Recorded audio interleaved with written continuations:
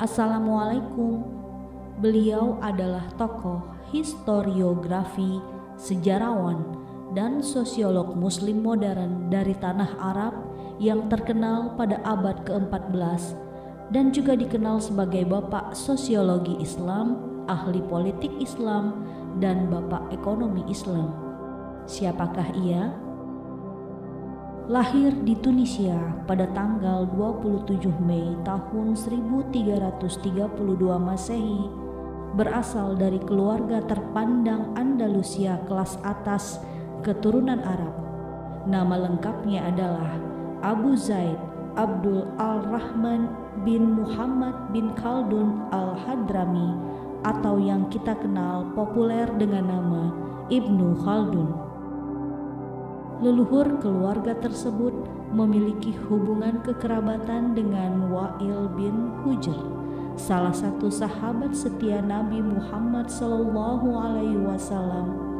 dan murid dari Ali bin Abi Thalib. Keluarganya berasal dari Arab Selatan dan menetap di Seville setelah penaklukan Muslim atas Spanyol dan membedakan diri mereka dalam kehidupan politik dan intelektual kota. Sesaat sebelum penaklukan Kristen, mereka pergi dan akhirnya menetap di Tunisia. Ibnu Khaldun selalu merasa terikat dengan tradisi budaya Islam Spanyol. Tumbuh di Tunisia, Ibnu Khaldun mempelajari ilmu agama tradisional termasuk hukum menurut mazhab Maliki serta ilmu rasional. Leluhur kami berasal dari Hadramaut, tulis Ibnu Khaldun dalam autobiografinya. Sejak kecil hingga beranjak dewasa, Ibnu Khaldun telah menguasai berbagai bidang ilmu pengetahuan seperti sastra Arab dan tafsirnya, ilmu hadis, fikih, filsafat, dan berhitung dari guru-guru terbaik di Afrika Utara dan Andalusia. Khusus pelajaran matematika dan filsafat, beliau belajar langsung dari tokoh terkenal Al-Abili dari Tlemcen. Sang guru juga mengajarkan logika dan mengenalkannya pada karya-karya Averroes, Avicenna, Razi, dan Tusi. Sejak kecil, beliau hafal Al-Quran. Pendidikannya sempat terhenti karena penyakit pes wabah hitam telah melanda selatan Afrika pada tahun 1347 hingga 1351 Masehi. Penyakit itu merenggut ribuan nyawa, termasuk ayah dan ibunya, juga sebagian besar gurunya. Hal ini membuatnya menjadi yatim piatu pada usia 17 tahun, sehingga membuatnya berjuang untuk membangun diri dalam karirnya. Ketika dewasa, ia mengikuti jejak keluarga, mengabdi pada kesultanan mulai dari Tunisia hingga Kesultanan Mamluk di Mesir. Singkat cerita, ia pernah berpartisipasi dalam pemberontakan yang mengharuskannya masuk bui. Setelah dibebaskan, dalam kekecewaan, ia menempa diri menjadi seorang sarjana dan lebih memilih untuk memberikan perhatian pada kegiatan menulis dan mengajar. Pengalaman hidupnya melihat kebangkitan dan kejatuhan kesultanan di Jazirah Arab ini terekam dalam karyanya yang paling ternama, Muqaddimah. Buah pemikiran Ibnu Khaldun awalnya hanya dikenal di Jazirah Arab dan Afrika Utara, namun mulai merambah ke Eropa sejak diterjemahkan ke bahasa Perancis oleh Sylvestre de Sacy pada tahun 1806. Bahkan, beliau dianggap sebagai bapak ilmu sejarah dan sosiologi dunia karena karyanya muncul jauh sebelum pemikir di barat mengulasnya. Ibnu Khaldun sangat berbeda dengan pakar sosiologi lainnya seperti Auguste Comte, Thomas Mann, dan Spencer, yang mana para pakar sosiologi dan filosof melihat manusia lebih menekankan pada segi kepribadiannya, Sedangkan Ibnu Khaldun lebih banyak melihat manusia dalam hubungan interaksi manusia itu sendiri dengan kelompok-kelompok yang ada di sekitarnya. Oleh karena itulah Ibnu Khaldun sering disebut bapak sosiologi dan antropologi. Ibnu Khaldun mempelajari tentang perubahan-perubahan yang terjadi pada watak masyarakat itu, seperti kelahiran, keramah tamahan, dan solidaritas golongan, tentang revolusi dan pemberontakan oleh segolongan rakyat melawan golongan yang lain, dan sebagai akibatnya kemudian timbul kerajaan-kerajaan dan negara dengan tingkatan bermacam kegiatan dan kedudukan orang, baik itu untuk mencapai kemajuan kehidupannya, berbagai macam ilmu pengetahuan dan keterampilan, dan umumnya tentang segala macam perubahan yang terjadi di dalam masyarakat karena watak masyarakat itu sendiri. Menurut Ibnu Khaldun, sosiologi masyarakat Arab dibagi menjadi 3 tingkatan. Tingkatan pertama adalah masyarakat primitif atau wahsy yang belum mengenal peradaban, hidup liar, berpindah-pindah. Tingkatan kedua adalah masyarakat pedesaan yang telah hidup menetap meskipun dengan amat sederhana. Pada tingkatan kedua ini, Ibnu Khaldun menjelaskan bahwa kebanyakan mata pencaharian masyarakatnya adalah pertanian dan peternakan. Dan pada tingkatan ketiga, Ibnu Khaldun menyebutnya dengan masyarakat kota. Beliau berpendapat bahwa masyarakat kota adalah masyarakat yang berperadaban dengan bukti dari mata pencahariannya berupa perdagangan dan industri.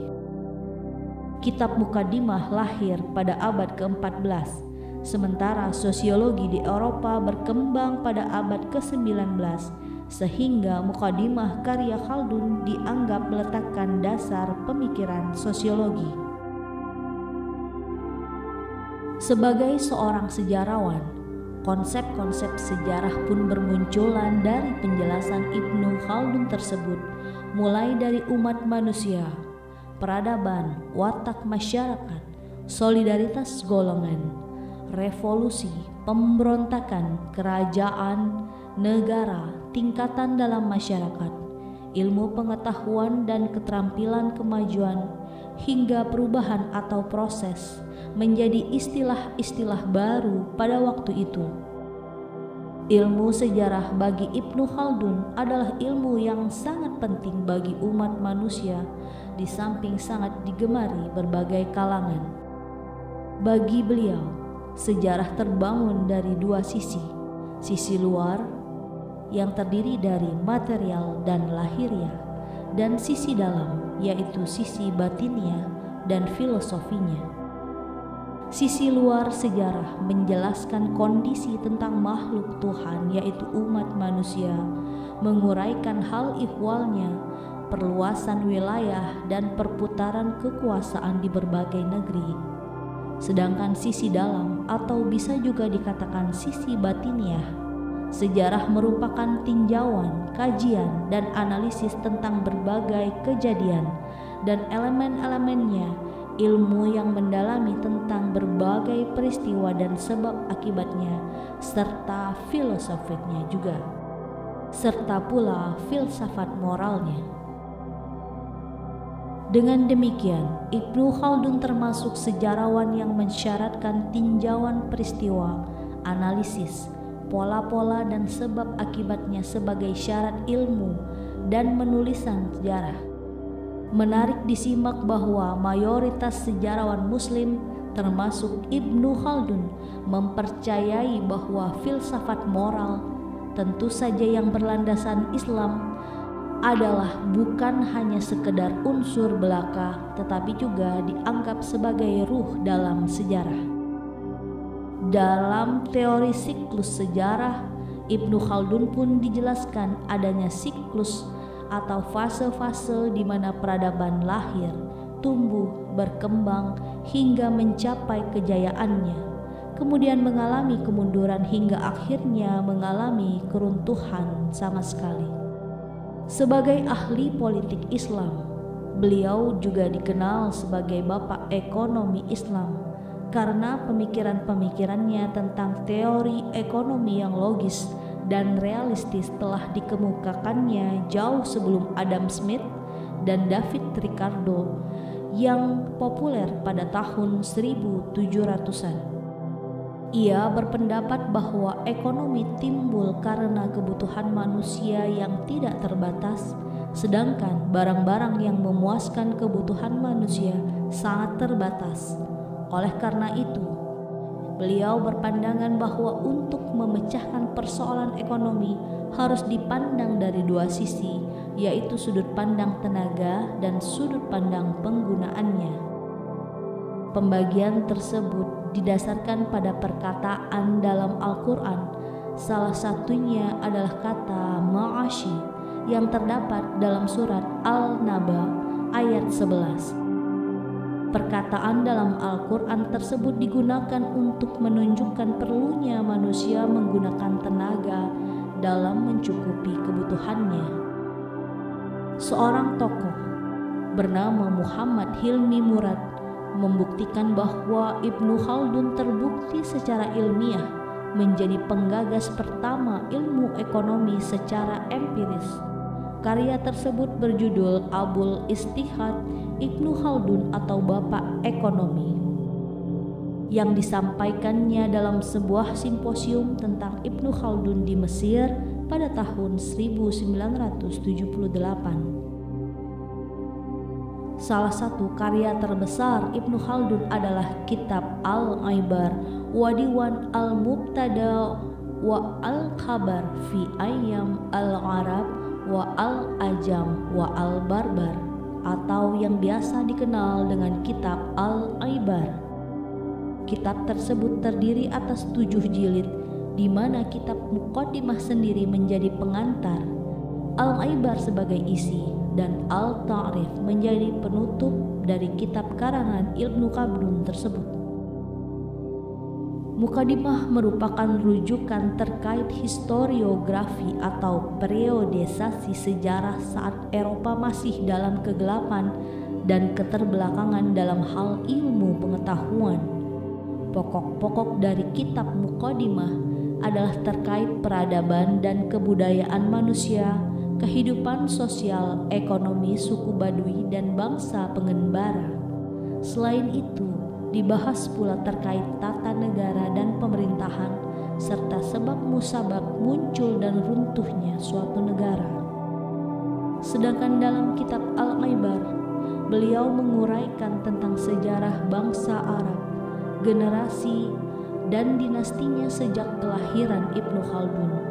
Dalam kitab tersebut dibahas beberapa bangsa yang terkenal beserta tokohnya, seperti bangsa Pontian, Syria, Peris, Yahudi, Mesir, Yunani, Romawi, Turki, dan Eropa.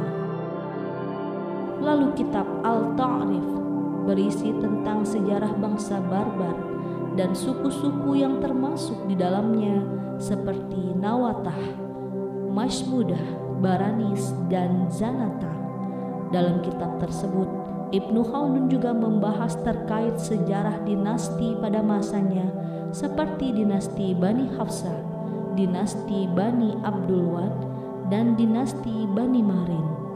Dalam kitab Al-Takrif ini juga, Ibnu Khaldun menuliskan tentang biografi dirinya sendiri. Ibnu Khaldun wafat di Mesir pada tanggal 17 Maret pada tahun 1406. Beliau dalam lintasan sejarah tercatat sebagai ilmuwan muslim pertama yang serius menggunakan pendekatan historis dalam wacana keilmuan Islam. Beliau dianggap sebagai salah satu intelektual muslim paling ternama dan namanya diabadikan oleh banyak sekolah dan kampus di berbagai negara. Tunisia juga mengabadikannya dalam perangko, mata uang pecahan 10 dinar, dan juga banyak patung. Sekian ceritaku. Wassalamualaikum warahmatullahi wabarakatuh.